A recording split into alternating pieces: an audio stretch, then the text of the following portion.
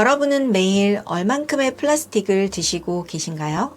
플라스틱을 먹는다니 무슨 말도 안 되는 소린가 싶으실 텐데요.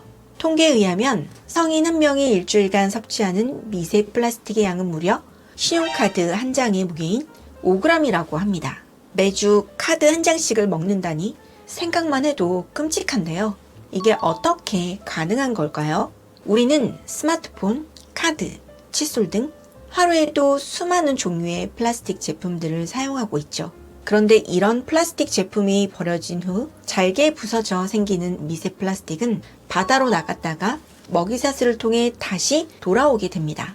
여기까지 말하면 나는 생선은 먹지 않으니까 상관없지 않나? 하는 분들이 계실 수 있을 텐데요. 연구에 의하면 미세 플라스틱은 우리가 건강을 위해 자주 먹는 이것에서도 검출이 되었다고 합니다. 이것은 마트에서 누구나 쉽게 사 먹을 수 있는 것이라 더더욱 주의가 필요한데요. 이번 시간에는 미세 플라스틱의 위험성과 미세 플라스틱 섭취를 줄이기 위해 피해야 하는 것에 대해서 알아보도록 하겠습니다. 안녕하세요. 유익한 정보로 여러분의 건강을 채워주는 하루 비타민입니다. 미세 플라스틱의 유해성에 대한 이야기는 많은 분들이 한 번쯤 들어보셨을 겁니다. 사실 부서진 플라스틱의 크기가 150 마이크로미터 이상인 경우에는 배변 활동을 통해 배출이 되기 때문에 문제가 되지 않는데요. 이 플라스틱의 크기가 작아질 경우에는 이야기가 달라집니다. 먼저 한국원자력의학원 연구팀에서 진행한 연구를 볼까요? 이 실험에서는 전 연령대의 실험쥐에게 10에서 20 마이크로미터 크기의 미세 플라스틱을 섭취하게 했는데요. 그 결과 쥐들에게 사회성 감소 및 강박적 행동과 같은 자폐 스펙트럼 장애 증상이 나타났고요. 쥐의 뇌 조직을 확인해 보니 미세 플라스틱이 파편 형태로 쌓여 있는 것으로 나타났습니다. 10에서 20 마이크로미터 크기의 미세 플라스틱은 소화관 내벽은 물론 혈관벽도 통과할 수 있는 크기로 알려져 있는데요. 이렇게 흡수된 미세 플라스틱은 혈관에 남기도 하고 세포 사이를 비집고 들어가기도 한다고 하죠. 미세 플라스틱의 위험성은 여기서 끝나지 않습니다. 여러 논문에 의하면 미세 플라스틱은 알러지와 같은 면역 반응, 세포 및 조직의 손상 등 여러 가지 안 좋은 영향을 미치는 것으로 알려져 있는데요. 더 무서운 것은 이로 인해 어떤 피해가 발생할지 아직 다 밝혀진 것이 아니라는 점입니다. 언제 터질지 모르는 일종의 시한폭탄인 셈이죠. 앞서 알아본 미세 플라스틱보다 더 작은 크기의 미세 플라스틱도 있습니다.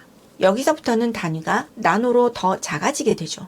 나노 단위의 미물질은 세포 안으로 침투도 가능하다고 하는데요.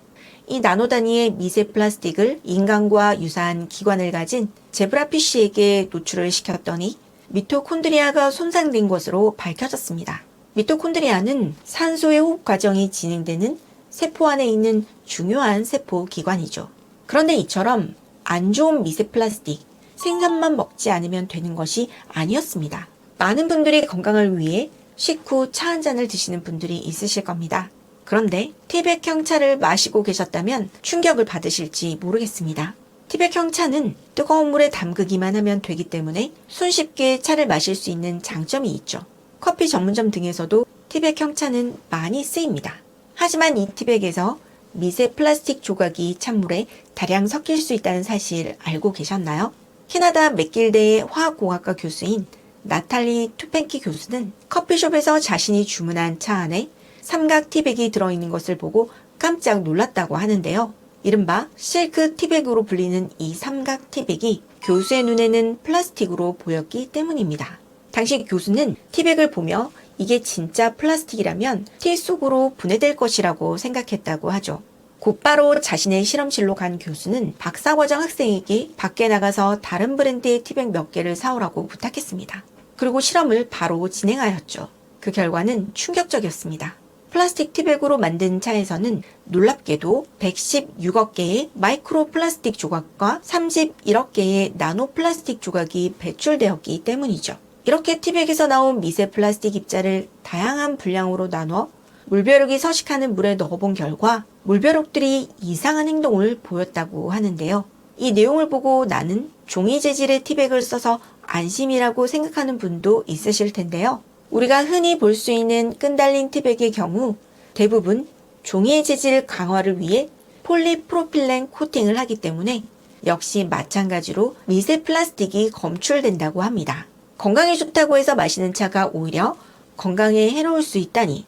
그럼 대체 어떻게 차를 마셔야 하는 거냐 싶은 분들도 있으실 텐데요. 미세 플라스틱의 위험을 피하는 몇 가지 방법이 있습니다.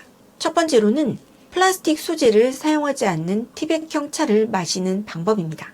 대표적으로는 홍콩에서 유명한 TWG 회사의 티백이 있는데요.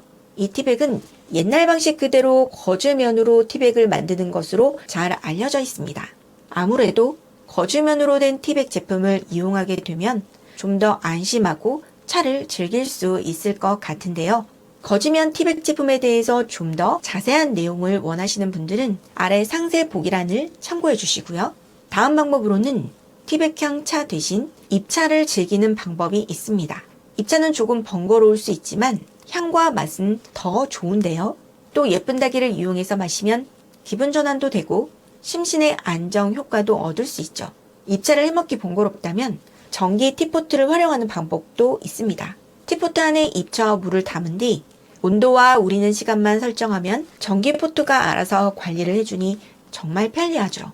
상세 보기를 보시면 제가 쓰는 전기 티포트의 링크를 걸어뒀으니 차를 좋아하시는 분들이라면 참고해주세요. 여기까지는 미세 플라스틱의 위험성과 티백형 차의 위험성에 대해서 알아보았는데요. 여러분들은 어떤 차를 좋아하시나요? 여러 차들이 있겠지만 녹차를 싫어하는 분들은 아마 없으실 텐데요. 그런데 이 녹차보다 말차가 건강에 더 좋다는 사실 혹시 알고 계셨나요? 많은 분들이 말차와 녹차가 같은 것으로 알고 있거나 그 차이를 명확히 잘 모르실 텐데요. 이는 말차와 녹차가 모두 같은 식물에서 나오기 때문입니다. 이 둘의 차이는 재료보다 생산 과정에 있는데요. 말차는 다른 차들에 비해 세심한 성장과 추출 과정을 거치고요. 따라서 고유한 특성과 맛이 느껴집니다. 두 차는 물론 맛에서도 차이가 명확히 나는데요. 녹차는 담백하고 상쾌한 맛이 나는 반면 말차는 풍부하고 강하며 풀의 풍미가 많이 느껴집니다. 녹차는 기본적으로 동맥경화, 심혈관 질환의 위험을 감소시키고 두통과 체중 감소에 도움이 되며 기억력을 높이는데 좋은 효능이 있죠. 그런데 말차는 잎 자체를 곱게 갈아 차로 섭취하는 것이기 때문에 항산화 물질이 더 많다고 하는데요. 따라서 항산화 물질을 더 많이 섭취하고 싶다면 녹차보다 말차를 드시는 것이 더 좋다고 합니다. 오늘 준비한 내용은 여기까지입니다. 오늘 내용 도움 되셨나요? 구독과 좋아요, 알림 설정 잊지 마시고 지금 바로 꼭꼭 눌러주시고요. 오늘 내용이 도움되셨다면 이 영상을 주위 분들에게도 널리 공유해주세요. 그럼 저는 다음 시간에 더 알차고 유익한 내용으로 다시 찾아뵙도록 하겠습니다. 시청 감사합니다. 안녕.